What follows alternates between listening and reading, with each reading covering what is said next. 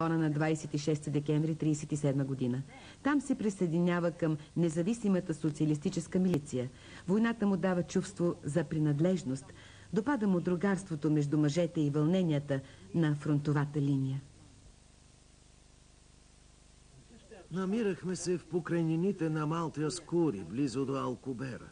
През февруари 1937 английският доброволчески отряд, който щеше да се бие срещу фашистите, беше заел позиция в тези пещери. Бяхме около 30 души, по 4-5 в пещера. По думите на командира на отряда Джордж Коп, войната приличаше на оперета, в която от време на време някой пада убит. Бяхме на пост рано сутринта и тък му се развиделяваше. Оруел беше много висок и беше застанал срещу нас. Двамата с приятеля ми танки седяхме върху чували с пясък. Небрежно държахме пушките си и разговаряхме с Оруел, който по това време беше командир на охраната. Той говореше, а наоколо ставаше все по-светло. За нещастие главата му стърчеше над барикадата от чували с пясък и изведнъж проехтя изстрел. Оруел се свлече на земята. Беше прострелян в гърлото и изпратен в болница. След едномесечно лечение Оруел заминава при Ейлин, която работи в Барселона като секретарка за независимата работническа партия. Той очаква да бъде посрещнат като герой, но е шокиран, когато разбира, че всички членове на социалистическата милиция са заклеймени като фашисти.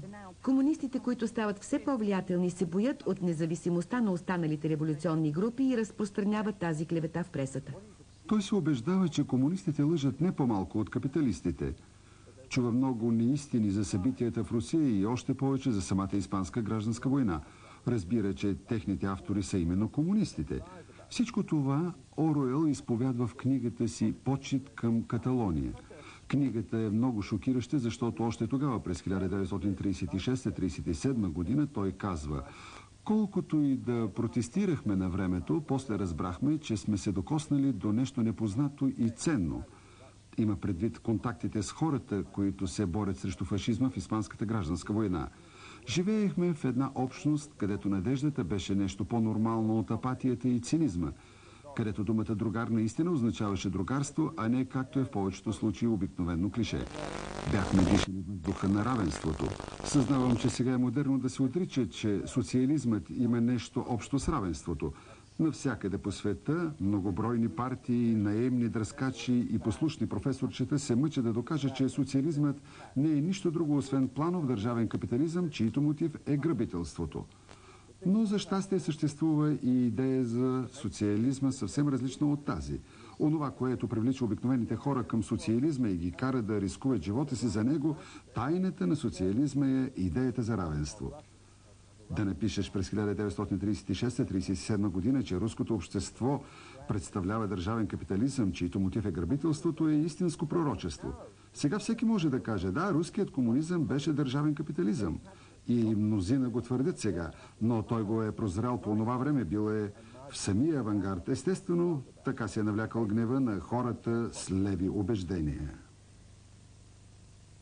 След като нощи наред са се крили в горите и под църковни дворове, през юни 1937 Оруел и Ейлин успяват да се качат на влака за Франция. Оттам потеглят за Лондон. Оруел вече е паднал духом и обезверен, не на последно място заради безразличието по отношение на войната от страна на политиците и обществеността в Англия. А после Англия, Южна Англия, вероятно най-лостросаната природа в света. Трудно е, когато минаваш по този път, особено ако кротко се съвземаш от морска болест, полегнал върху меките възглавнички на луксозното купе, да повярваш, че нещо някъде се случва. Земетресение в Япония, глад в Китай, революция в Мексико. Не се тревожи.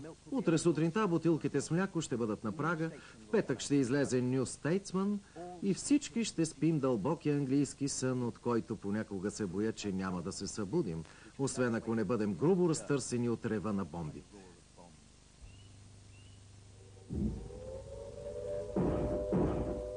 През септември 1939 година Великобритания се включва във Втората световна война. Отначало Оруел се обявява против войната, твърдо решен да не защитава капиталистическата система, но скоро разбира, че фашизмът е по-голямото зло и решава да помага с всички сили.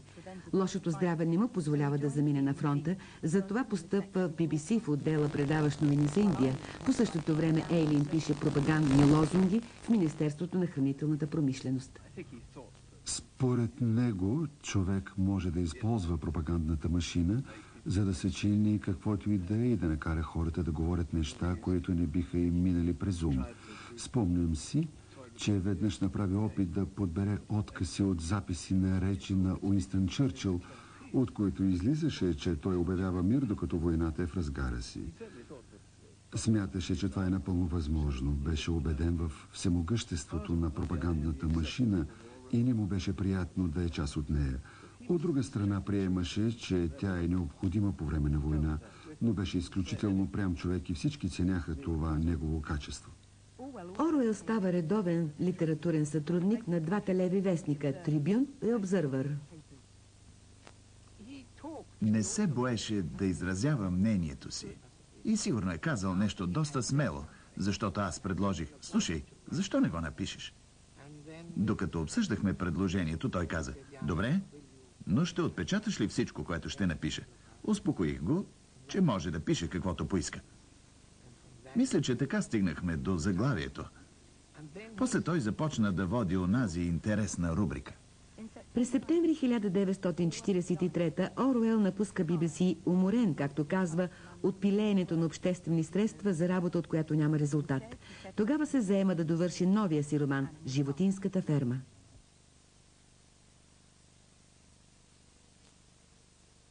Мина време, докато всички седнат по местата си.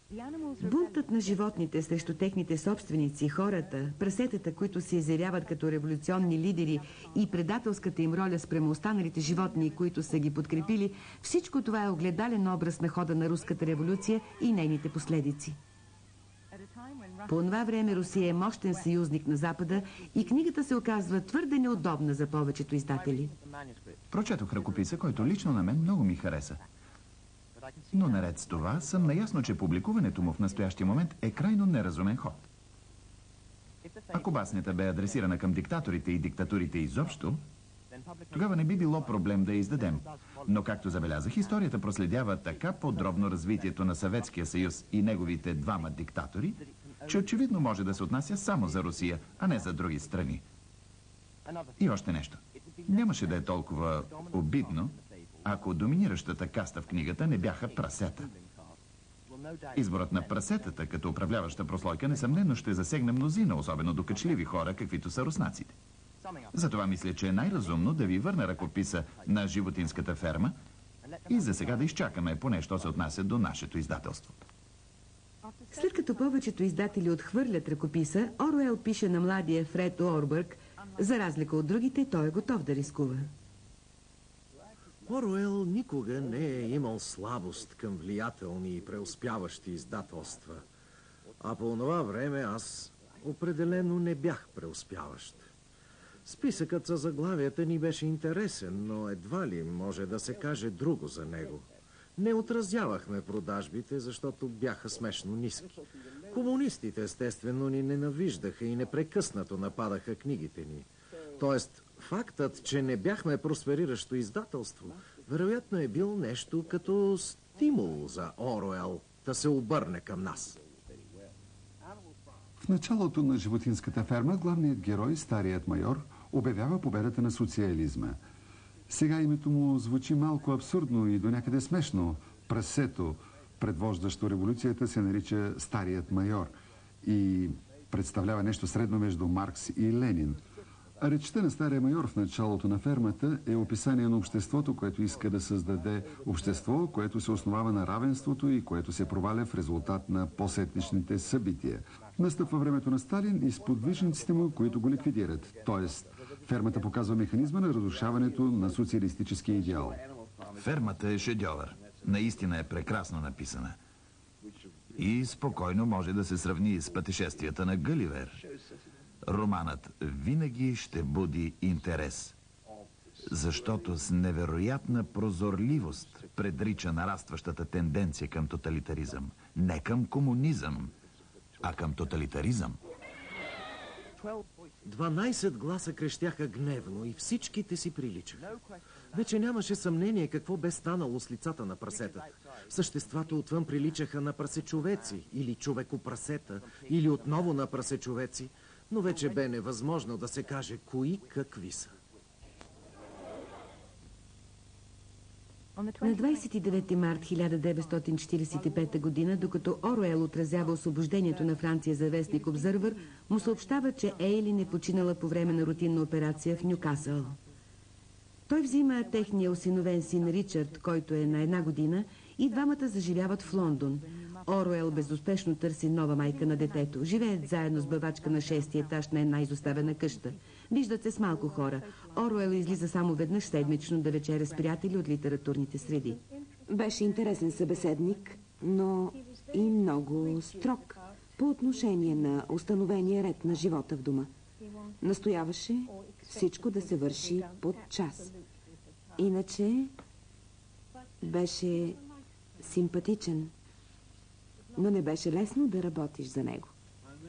Спомням си, че по време на войната, по-точно към края и по време на един от ежеседмичните ни обеди, той ми каза колко мрази Лондон и как би искал да го напусне.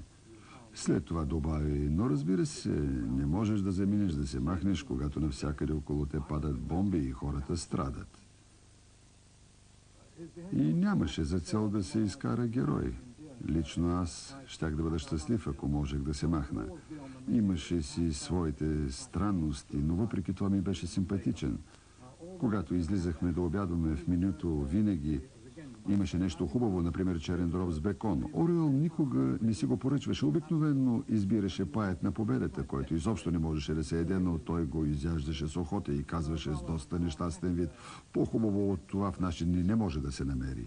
Тоест, има нещо вярно в това, че обичаше да се самонаказва.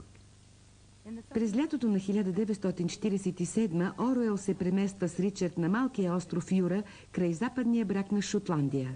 Пристигна през април 1947 и много ясно си спомням как влезе в стаята. Изглеждаше болнав и ужасно изнемощял. Лицето му беше много тъжно. Тук той завършва 1984-та. Унищожителна критика срещу тоталитаризма.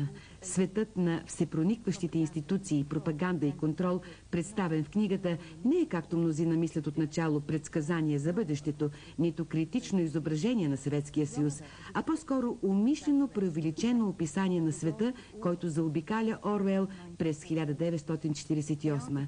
Сградата на BBC, някогашно работно място на Оруел, в романа се превръща в зловещото Министерство на истината.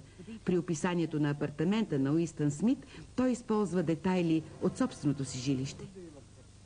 Книгата до голяма степен отразява живота, който водихме през 1948, времената на недоимъка и купонната система.